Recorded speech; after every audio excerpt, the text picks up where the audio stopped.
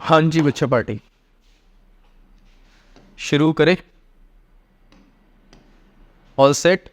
मैं विपिन एक बार फिर आपके सामने आज लेकर आया हूँ lecture number 49 on smart read vocab. हमेशा की तरह आज के इस लेक्चर में मैं डिस्कस करूंगा स्मार्ट रीड ड्रिल नंबर 49 में जो पैसेज हमने आपके लिए पिक किया है इंग्लिश लैंग्वेज का, उसके important complex difficult words, phrases, idioms या फिर फ्रेजल वर्ब्स को। तो चलिए शुरू करते हैं with the very first word of the day which is pressing. Reference क्या लिखा है? Several pressing issues continue to loom large. Loom large हम ऑलरेडी किसी प्रीवियस लेक्चर में पढ़ चुके हैं। अब वर्ड्स या फिर फ्रेजेस रिपीट हो के आपके सामने आएंगे और अब एक्चुअल मज़ा स्टार्ट होने वाला है। जैसे जैसे आप आगे बढ़ेंगे आपको दिखेगा कि वर्ड्स अब कम पढ़ रहे हैं, यानी कि लेक्चर में वर्ड्स कम होते चले जाएंगे जैसे जैसे हम आगे प्रोग्रेस करेंगे, क्योंकि ऑब्वियसली जब आप सब कुछ पढ़ ही लेंगे, सब कुछ कवर ही कर लेंगे प्रीवियस लेक्चर्स में, तो मैं लेके क्या आऊँगा नया कुछ, जो कंटेम्प्रेरी वर्ड्स जो अभी इस समय न्यूज़पेपर या मैगजीन्स और आर्टिकल्स में यूज़ हो रहे हैं वो धीरे धीरे करके हम कवर करते जा रहे हैं, हमारा ग्राउंड कवर होता जा रहा है। सो अब एक्चुअली मज़ा आने वाला है। चलिए डिस्कस करते हैं अभी। प्रेसिंग मीनिंग क्या है? Urgent, needing immediate attention. Pressing का मीनिंग यहाँ पे एक वर्ड में लिखा हुआ है अर्जेंट, यानी जिसपे अर्जेंट अटेंशन की आवश्यकता है। नीडिंग इमीडिएट अटेंशन, तुरंत उस पर ध्यान देना चाहिए, यानी बहुत ज़रूरी चीज़ है कोई, उसे आप इग्नोर नहीं कर सकते। प्रेसिंग उसके लिए यूज़ करेंगे। एग्जाम्पल्स लिखे हैं। India faces a pressing need for health care reform. बिल्कुल सही बात है। Specially in rural areas where access to medical facilities remains limited and inadequate. अपर्याप्त, इनएडिक्वेट, अपर्याप्त। हम ये ऑलरेडी कई बार डिस्कस कर चुके हैं। रूरल एरियाज़ में जो लैक ऑफ मेडिकल फैसिलिटीज़ हैं उसको देखते हुए बोला जा रहा है कि India faces a pressing need for health care reform, यानी बहुत अर्जेंटली हमें अपने रूरल एरियाज़ में हेल्थ केयर रिफॉर्म्स की आवश्यकता है। वहाँ पे सब कुछ बदलना चाहिए हेल्थ केयर को लेके। तो सेंटेंस सही है ये। The pressing water crisis in India has led to severe droughts in several states. Urgent water crisis जो हमें देखने को मिल रही है अब कुछ स्टेट्स में इंडिया के, has led to severe droughts in several states, और इस वाटर क्राइसिस के कारण हमें सूखा देखने को मिल रहा है। हाँ, बहुत सारे स्टेट्स हमारे सूखा एक्सपीरियंस कर रहे हैं, यानी वहाँ पे बारिश बिल्कुल नहीं हो रही है, और ऑब्वियसली जब सूखा पड़ेगा तो बहुत ज़्यादा परेशानियाँ खड़ी हो जाती हैं। खेती होती नहीं है, पीने का पानी तक ख़त्म हो जाता है, लोगों को मासेस में शिफ्ट करना पड़ता है एक जगह से दूसरी जगह। बेंगलुरु में आपने देखा ऑलरेडी। सो चलिए अभी डिस्कस करते हैं। हमारे सामने 4 एग्जाम्पल्स हैं, देखते हैं कौन सा सेंटेंस सही है कौन सा गलत। Climate change is a pressing issue and needs immediate attention और एक्शन। बिल्कुल सही है। It is unnecessary to waste time by discussing the pressing topic. अब ये कॉन्ट्राडिक्टरी है, उधर बोल रहे हैं अननेसेसरी और इधर बोल रहे हैं प्रेसिंग टॉपिक। प्रेसिंग टॉपिक है तो भाई उस पर ध्यान देना है ना। सेंटेंस गलत है। He had a pressing appointment he couldn't miss. उसके पास एक प्रेसिंग अपॉइंटमेंट था, अर्जेंट अपॉइंटमेंट था जिसको मिस नहीं कर सकता था। आई एम सॉरी, सेंटेंस सही है। Next sentence, there are many pressing problems that need to be addressed. बहुत सारी ऐसी परेशानियां हैं, बहुत सारी ऐसी प्रॉब्लम्स हैं जिनको तुरंत हमें एड्रेस करना है, उन पर ध्यान देना है, उनको रिजॉल्व करना है। चलिए मूव करते हैं सिनोनिम्स वाले पार्ट पे। Urgent, critical, critical care unit, CCU और ICU इंटेंसिव केयर यूनिट हमारे हॉस्पिटल्स में होती हैं। Important, catastrophe. कैटास्ट्रॉफी जो बहुत बड़ी एक आपदा जिसको बोलते हैं, पर यहाँ पे सारी एडजेक्टिव्स हैं, प्रेसिंग भी एडजेक्टिव है, तो कैटास्ट्रॉफिक होना चाहिए था ये। कैटास्ट्रॉफिक, आपदा लाने वाला। ठीक है। एंटोनिम्स की बात करें तो माइनर, छोटा सा, इनसिग्निफिकेंट, बहुत मामूली, ट्रिवियल, मामूली, renewal, renewal doesn't make sense here, ये कुछ गलत है, इसको आप हटा सकते हैं इसमें से। ये तीनों इसके एंटोनिम्स हैं। ये आई बिलीव किसी पिछली स्लाइड से यहाँ पे कंटिन्यू हो गया है। सो रिन्यूअल कोई यहाँ पे ना तो एंटोनिम है ना सिनोनिम है प्रेसिंग का। चलिए आगे बढ़ते हैं। Next is the idiom make ends meet. Reference क्या लिखा है? Many households still struggle to make ends meet. कुछ कुछ समझ में आ रहा है। Meaning to manage to live on a small income, यानी आप बस अपना काम चला रहे हैं, इतना कमा पा रहे हैं कि बस काम चल रहा है, रोजी रोटी चल रही है, उससे ऊपर आप कुछ नहीं कर पा रहे, लग्जरीज या वॉन्ट्स पे आप खर्च नहीं कर पा रहे हैं, इतना पैसा आपके पास नहीं है। To have enough money to cover expenses, यानी बस इतना है जिससे आपका गुजारा चल रहा है, गुजारा भत्ता चल रहा है, खाने पीने का सामान आ जाता है और पेट्रोल का खर्च निकल जाता है, बस बच्चे की पढ़ाई की फीस निकल जाती है, बस इतना ही हो रहा है। कभी मूवी नहीं जा पा रहे हैं, कभी किसी रेस्टोरेंट में खाना नहीं खा पा रहे हैं, आपको लग रहा है कि फ़ोन लेना है वो नहीं ले पा रहे हैं, मतलब कुल मिला के बेसिक नीड्स जो हैं बस वही पूरी हो रही हैं, उसके ऊपर कुछ नहीं हो रहा। अब ये जो इमेज आप देख रहे हैं इसमें कोई फैमिली है और सब लोग बैठ के कुछ लिखा पढ़ी कर रहे हैं, यानी पूरे महीने का सोच रहे हैं कैसे खर्च चलेगा। सो बेसिकली एक फैमिली का सीन दिया हुआ है जो स्ट्रगल कर रही है, who is struggling to make ends meet. So इस तरीके से सिनेरियो हमें देखने को मिलता है जब सारे घर वाले एक साथ बैठ के हम चलो इसको हटाते हैं, इसको हटाते हैं, इसको हटाते हैं, ये करना है, ये करना है, ये करना है। जब परेशानियाँ आती हैं इस तरीके की तो ऐसे डिस्कशंस होते हैं। चलिए examples, with fluctuating crop prices and rising input costs, many farmers in India struggle to make ends meet, often relying on government subsidies and loans। बिल्कुल सही बात है। जब फसलों के दाम फ्लक्चुएट होते हैं और क्योंकि इनपुट कॉस्ट बढ़ती है, यानी जो फसल उगाने में जो कॉस्ट है वो बढ़ जाए और दाम फ्लक्चुएट करें, तो बहुत सारे फार्मर्स को गवर्नमेंट सब्सिडीज़ और लोन्स की तरफ देखना पड़ता है to make their ends meet, यानी अपनी आजीविका पूरी चलाने के लिए, घर का खर्च उठाने के लिए फिर उनको इस तरफ देखना पड़ता है। सेंटेंस सही है। Urban migrant workers often work long hours in low paying jobs to make ends meet, sending most of their earnings back to their families in rural areas. अब बिहार और राजस्थान के बहुत सारे लोग, उत्तर प्रदेश के बहुत सारे लोग जाते हैं साउथ में काम करने, महाराष्ट्र में काम करने और आंध्र प्रदेश में काम करने, डेली लेबरर्स के तौर पे माइग्रेंट वर्कर्स हम उनको बोलते हैं। अक्सर उन्हें बहुत लंबे लंबे घंटों तक काम करना पड़ता है, लो पेइंग जॉब्स होती हैं, दिन के 300 रुपये मिल रहे हैं, 400 रुपये मिल रहे हैं, और फिर it becomes really difficult for them to make their ends meet. और क्या होता है फिर, वो मैक्सिमम अर्निंग जो उनकी होती है वो भी वो बेचारे घर भेज देते हैं। Most of their earnings they send back to their families in rural areas, अपने घर पे ट्रांसफर कर देते हैं। सो अगेन एक और एग्जाम्पल है where you can see how difficult it is for people to make ends meet, है ना, आजीविका चलाना, बस गुजारा भत्ता तक सीमित रहना। ओके, एग्जाम्पल्स डिस्कस करते हैं। She works two jobs to make ends meet. She is doing 2 jobs, ऐसा होना चाहिए था ना। शी वर्क्स 2 जॉब क्या होता है, शी वर्क्स एट 2 जॉब्स। मुझे ये सेंटेंस ग्रामेटिकली इनकरेक्ट लग रहा है, मैं इसको क्रॉस ही करूँगा, ठीक है। दूसरा sentence, he manage to make ends meet by budgeting carefully. हाँ, ये सही है, बड़ा सोच समझ के अपना बजट बनाया तो ही manage to make ends meet, यानी वो कर सका अपना गुजारा भत्ता। The 2 roads make ends meet at the junction, ये सेंटेंस तो कॉन्टेक्चुअली पूरी तरीके से इनकरेक्ट है। The artist sold her paintings to make ends meet, ये भी सही है, आर्टिस्ट को अपनी पेंटिंग्स बेचनी पड़ी अपना गुजारा चलाने के लिए। अब आई बिलीव यहाँ पे अगर मैं एट लगा दूँ, she works at 2 jobs, she is doing 2 jobs, ऐसे होना होता तब ये सेंटेंस सही होता, पर अभी ग्रामेटिकली इनकरेक्ट लग रहा है मुझे। चलिए आगे बढ़ते हैं।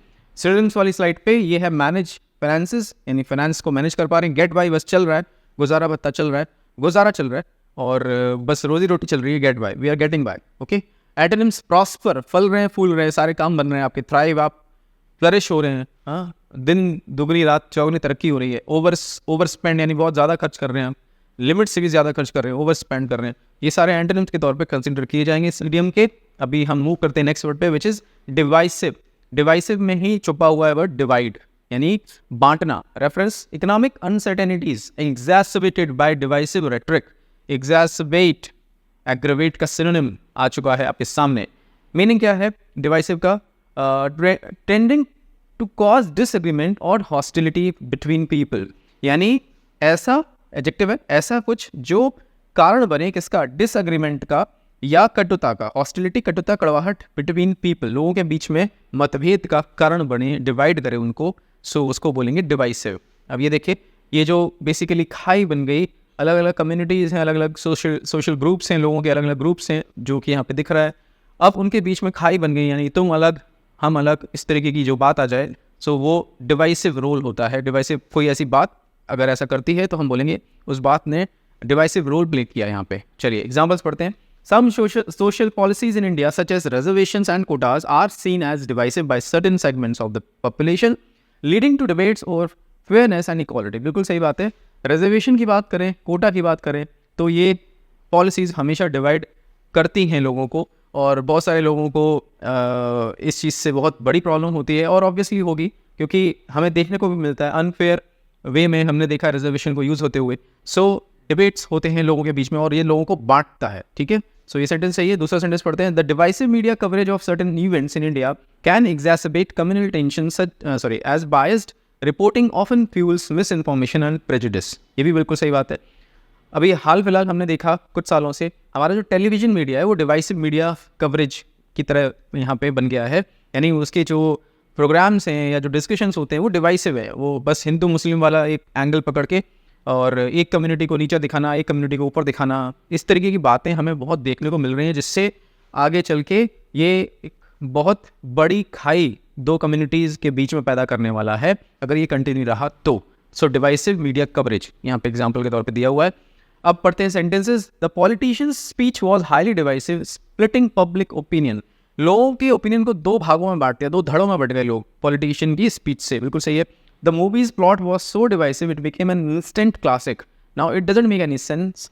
मूवी का प्लॉट डिवाइसिव था और इससे मूवी बहुत बड़ी क्लासिक बन गई, गलत है। The new policy prove to be very divisive among the community members. ये बिल्कुल सही है। दो जो कम्युनिटी मेंबर्स हैं दो धड़ में बट गए अलग अलग ओपिनियंस लेके। The issue of gun control in the US remains divisive with strong opinions on both sides. US में गन्स रखना, खरीदना और रखना काफ़ी ईजी होता है, लोगों के पास आराम से मिल जाती हैं। उसको लेके भी मतलब लोगों के बीच में मत है, होना चाहिए नहीं होना चाहिए। सो डिवाइसिव। क्लियर है।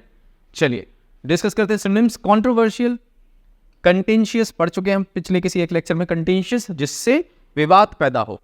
पोलराइजिंग यानी दो भागों में बांट देना, एक साउथ पोल एक नॉर्थ पोल, दोनों के बीच में आपस में डिसएग्रीमेंट्स हैं, डिस्प्यूट हो रहे हैं, वर्बल आर्ग्यूमेंट्स हो रही हैं, ठीक है।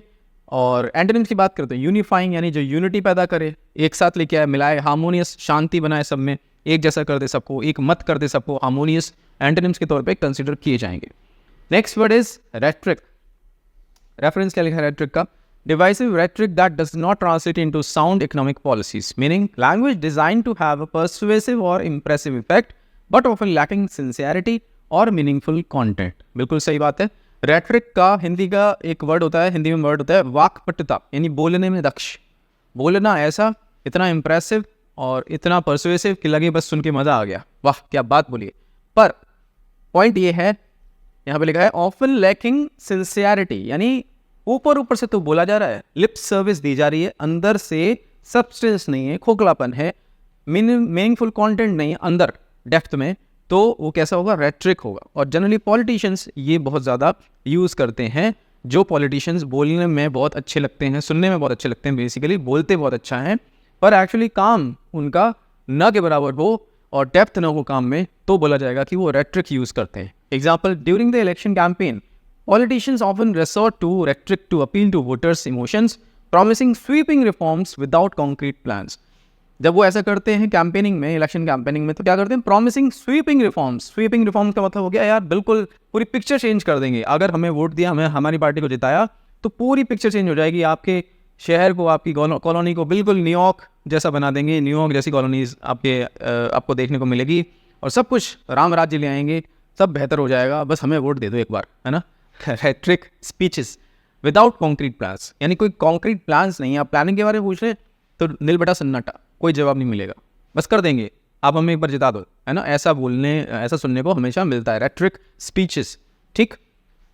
मोदी जी का एक स्पीच था, मोदी जी की एक स्पीच 2014 के टाइम पे जब उन्होंने कैंपेनिंग की थी, भाइयों बहनों हमें जिताया, बीजेपी को जिताया तो सबके अकाउंट में 15-15 लाख रुपए ट्रांसफ़र कर देंगे, इस तरीके का कुछ बोला था उन्होंने। फिर बाद में अमित शाह जी ने कुछ सालों बाद क्लियर किया कि यार ये तो जुमला था, हाँ तो लिप सर्विस थी। सो ऐसी अरविंद केजरीवाल जी हमारे दिल्ली के जो चीफ मिनिस्टर हैं, वो बोले एक बार कि यार आप हमारी आम आदमी पार्टी को जिताएं तो दिल्ली को हम क्या बना देंगे? न्यूयॉर्क बना देंगे, लंदन बना देंगे। अभी हाल में ही लंदन का हाल देखा आपने, दिल्ली वाले लंदन का हाल बारिश में कैसा हो गया। सो रेट्रिक, हाँ प्लानिंग पूछो तो कुछ जवाब नहीं है, कोई कॉन्क्रीट प्लानिंग नहीं है, बस बोलना है क्योंकि वोट्स चाहिए। The politicians rhetoric was full of empty promises. बिल्कुल सही बात है, खोखले प्रोमिसेस। ठीक। His use of persuasive rhetoric won him many supporters during the campaign. ये भी बिल्कुल सही है, बहुत सारे सपोर्टर्स बन जाते हैं, अरे वाह क्या नेताजी क्या बोलते हैं। The speech was criticized for being heavy on rhetoric and light on substance. ये भी बिल्कुल सही है, उनकी स्पीच को क्रिटिसाइज किया गया for being heavy on rhetoric, यानी बस बोलने में, light on substance यानी अंदर दम के मामले में खालीपन था। बिल्कुल सही है। The machine's rhetoric, अब ये मशीन्स रेट्रिक क्या होता है? Doesn't make any sense. So I hope आपको रेट्रिक का कॉन्टेक्स्ट समझ में आया हो। सिनोनिम्स, ऑरेटरी स्किल्स, बोलने की कला, डिस्कोर्स भाषण, प्रोपेगेंडा प्रचार करना, बहुत बेहतरीन तरीके से बोल के। सो ये इसके सिनोनिम्स हो गए। एंटोनिम्स की बात करें तो सब्सटेंस यानी दम, सिंसियरिटी अंदर से, आपके अंदर सिंसियरिटी अपना काम करने की, ट्रूथ सच्चाई। सो अगर आप सिंसियरिटी सब्सटेंस की बात करें तो बहुत सारे नेता ऐसे भी हैं जो इसको रिप्रेजेंट करते हैं। अटल बिहारी वाजपेयी जी, अभी करंट में नितिन गडकरी जी, वो कभी भी जब बोलें तो देखिए आप कितनी सिंसियरिटी से बात करते हैं। और कोई भी खोखलापन नहीं, जो बोलते हैं वो करते भी हैं। एग्जैक्टली सो ऐसे भी हैं और वैसे भी हैं, दोनों तरीके के होते हैं लोग। चलिए अब पढ़ते हैं हमारे नेक्स्ट फ्रेज को, फार रीचिंग। रेफरेंस क्या लिखा है फार रीचिंग का? Its impact was far-reaching and often negative. Okay, meaning having a widespread or comprehensive effect. यानी कि बहुत बड़ा इम्पैक्ट पड़े अगर या बहुत दूर तक उसके इम्पैक्ट जाएं या इफेक्ट्स जाएं, तो बोलेंगे वो कैसा इफेक्ट है या कैसा इम्पैक्ट है? फार रीचिंग, दूरगामी। हिंदी में एक वर्ड होता है दूरगामी, दूर तक उसका इफेक्ट पड़े तब हम बोलेंगे फार रीचिंग इफेक्ट। चलिए इसको समझते हैं एग्जांपल्स के साथ। The demonetization policy of 2016 had far-reaching effects on India's economy, affecting small businesses, daily wage workers, and rural populations. 2016 की जो डिमोनेटाइजेशन हुआ था उसके इफेक्ट्स फार रीचिंग रहे, यानी आज तक उस समय जो फैक्ट्रीज या ऑर्गेनाइजेशंस ऐसी थी जो कैश फ्लो पे डिपेंडेंट थी, 3 महीने तक जब बिल्कुल कैश उनका नील हो गया, उनका सारा काम ठप पड़ गया, तो ऑब्वियसली वो फैक्ट्रीज वहीं के वहीं बंद हो गई और वो अब तक रिवाइव नहीं हो पाई। ऐसे ही बहुत सारे जो वेजर्स लेबरर्स थे, जो माइग्रेंट वर्कर्स थे, जो चले गए मतलब जो महाराष्ट्र से वापस आ गए अपने गांव, बिहार वगैरह उत्तर प्रदेश में, वो अब वापस नहीं जा पाए, पैसा खत्म हो गया बिल्कुल, और कई लोगों की डेथ्स भी हो गई। सो इस तरीके के सिनारियोज हमें देखने को मिले। सो यानी कि डिमोनेटाइजेशन के फार रीचिंग इफेक्ट्स हमें देखने को मिले। सेंटेंस सही है। The introduction of the new education policy NEP 2020 aims to bring far-reaching changes to the Indian education system, including curriculum updates and the integration of technology in classrooms. अब देखिए new education policy 2020 में जो government द्वारा लाई गई, उसका M है या था फार रीचिंग चेंजेस, यानी अगर हम अभी चेंजेस करेंगे तो हमें बहुत दूर तक, देर तक इसके इफेक्ट देखने को मिलेंगे। अगर हमें बेटर करना है अपने एजुकेशन सिस्टम को, तो हमें न्यू एजुकेशन पॉलिसी इंप्लीमेंट करनी पड़ेगी। सो गवर्नमेंट ने इस पर काम किया और उसको इंप्लीमेंट किया। अब धीरे धीरे चेंजेस हमें देखने को मिल रहे हैं और फार रीचिंग इसके इम्पैक्ट देखने को मिलेंगे आगे फ्यूचर में। अब पढ़ते हैं 4 सेंटेंसेस, देखते हैं कौन सा सही है कौन सा गलत। The consequences of the decision were far reaching and affected many, बिल्कुल सही है, दूरगामी। His ideas had a far reaching impact on modern philosophy, ये भी बिल्कुल सही है।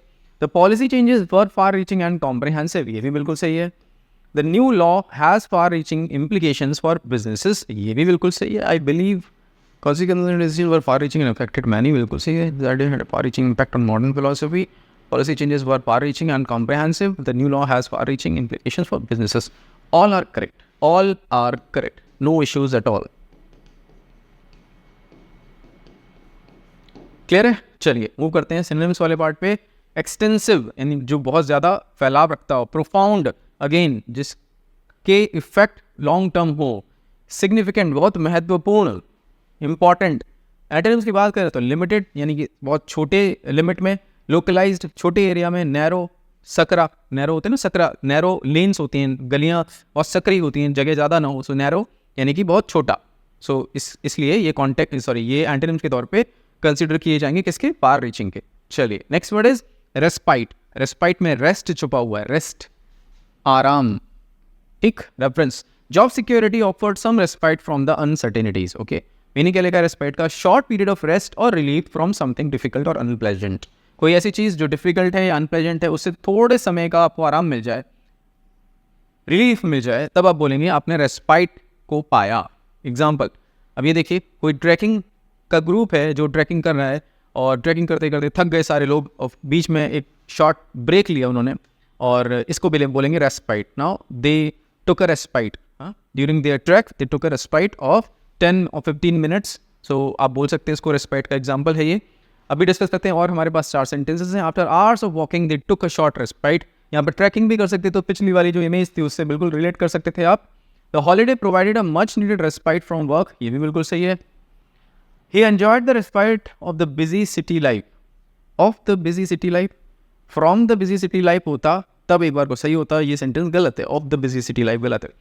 The painkillers gave her a brief respite from the pain, बिल्कुल सही है। Painkillers ने थोड़े समय के लिए आराम दे दिया उसको। चलिए मूव करते हैं सिनोनिम्स पे। रिलीफ या फिर ब्रेक।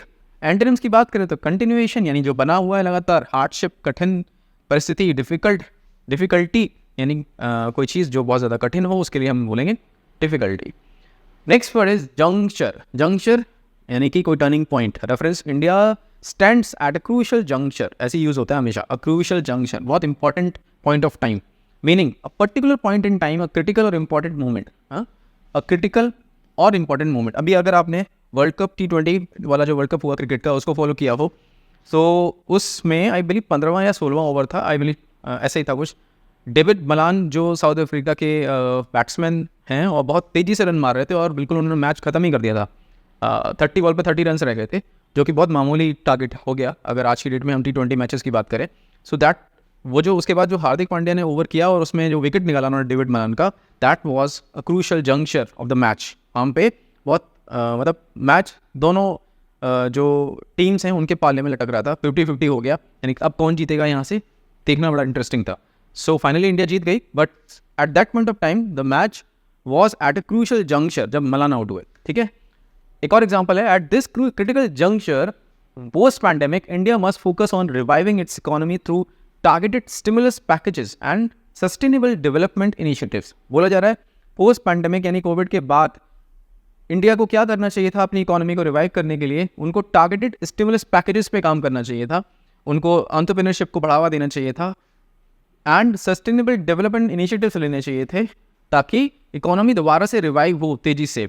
और पैकेजेस निकालने चाहिए थे, जैसे पैकेजेस में क्या हो सकता है कि लोन, बिजनेस लोन बहुत कम इंटरेस्ट पे ऑफर कर दिए ताकि जो स्टार्टअप्स हैं या जो छोटी कंपनीज हैं वो लोन्स लें और फिर और अपने बिजनेसेस को आगे बढ़ाएं। सो इस तरीके से पैकेजेस निकाल के गवर्नमेंट ऐसा काम करती ही रहती है बीच बीच में। और सस्टेनेबल डेवलपमेंट इनिशिएटिव्स यानी ऐसे इनिशिएटिव्स लेने चाहिए थे जो लॉन्ग टर्म इफेक्ट डालें, फार रीचिंग इफेक्ट डालें, इम्पैक्ट डालें अपनी इकोनॉमी पे। सो आई होप आपको जंक्चर का मतलब समझ में आया हो। Examples, at this critical juncture we must make a decision, बिल्कुल सही है। The merger occurred at a crucial juncture in the company's history, ये भी बिल्कुल सही है। This juncture marks a significant point of our project, ये भी बिल्कुल सही है। The juncture of the meeting is going to end in 10 minutes, ये बिल्कुल गलत है। Absurd, absolutely absurd. अब आपकी डेली लाइफ नहीं, जनरल लाइफ जो होती है इंसानों की, उसमें देखिए 18 साल की जो उम्र होती है, जब बच्चा जो टीनेजर की एज से क्रॉस करके एडल्टहुड में जाता है और 12th अपना कंप्लीट करता है, तो उसके लिए करियर वाइज वो एक क्रूशियल जंक्चर होता है डिसाइड करने का कि अब क्या करना है आगे। सो जंक्चर ऐसे करके आप समझ सकते हैं, रिलेट कर सकते हैं। चलिए, synonyms, turning point, moment, crossroads, चौराहा, किधर जाना है, क्रूशियल जंक्चर। ठीक है। एंटोनिम्स, स्टैग्नेशन, रुक गए आप, इनएक्शन यानी कोई काम नहीं हो रहा, रूटीन, जो जैसा चल रहा है वैसा चल रहा है। सो ये इसके एंटोनिम्स के तौर पे कंसीडर किए जाएंगे। Next word is pragmatic. Reference क्या लिखा है, reflects a call for pragmatic policies, dealing with things sensibly and realistically in a way that it is based on practical rather than theoretical consideration. सीधा सीधा है, practical consideration पे based हो decision rather than theoretical consideration, यानी theory से ज़्यादा आपको practical होके सोचना है। अगर आप ऐसा सोच पाते हैं तो आप pragmatic हैं। ठीक है, एग्जाम्पल से डिस्कस करते हैं इसको। Facing a tight deadline, the team leader took a pragmatic approach by prioritizing tasks and delegating work based on each member's strength.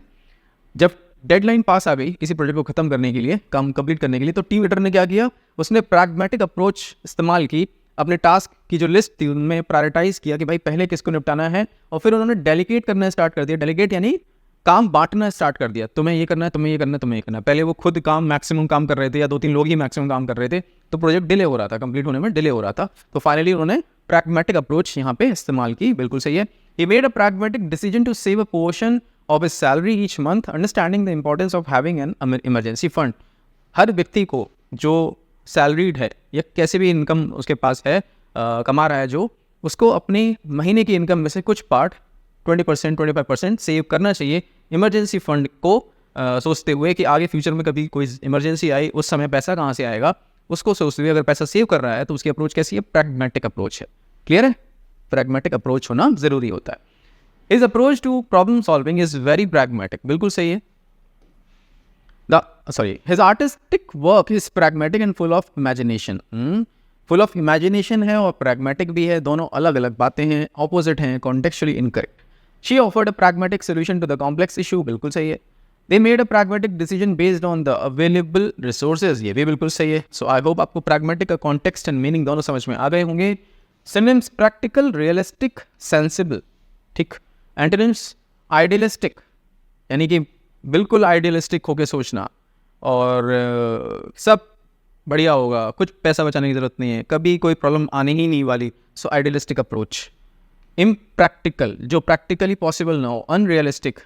एक ही दिन में 100 पजल अटेम्प्ट करूँगी, एक दिन में या एक हफ्ते में रीडिंग कॉम्प्रिहेंशन में कमांड आ जाएगी। ये जो एम है, गोल सेटिंग है, कैसी है? अनरियलिस्टिक है। प्रैग्मेटिक कैसी है?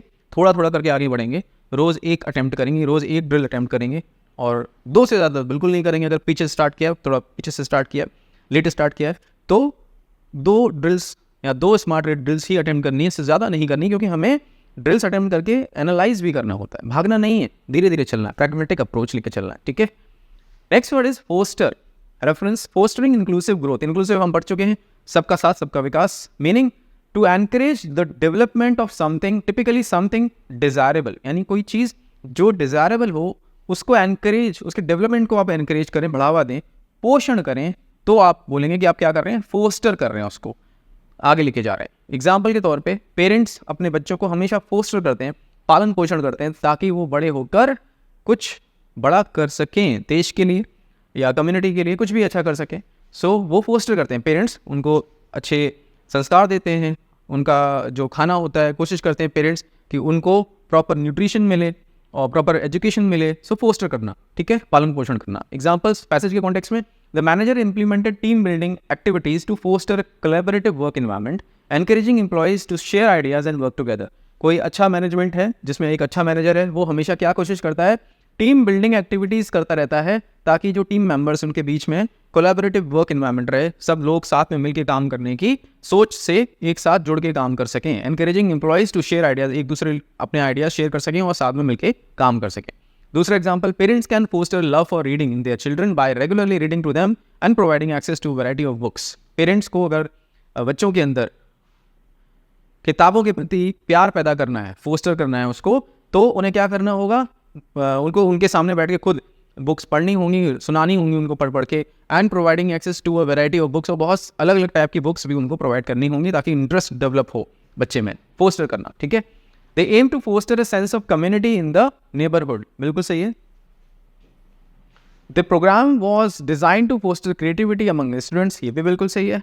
द एडिफाइंग स्पीच, एडिफाइंग आ चुका है, एजुकेटिंग, एनलाइटनिंग, कुछ आपको सिखाने वाला, कुछ बेहतर कोई चीज़ ऐसी जो आपकी पर्सनालिटी को बेहतर करे। Edifying speech fostered confusion among the audience, edifying speech होगी तो वो कन्फ्यूजन फोस्टर नहीं करेगी, गलत है ये सेंटेंस।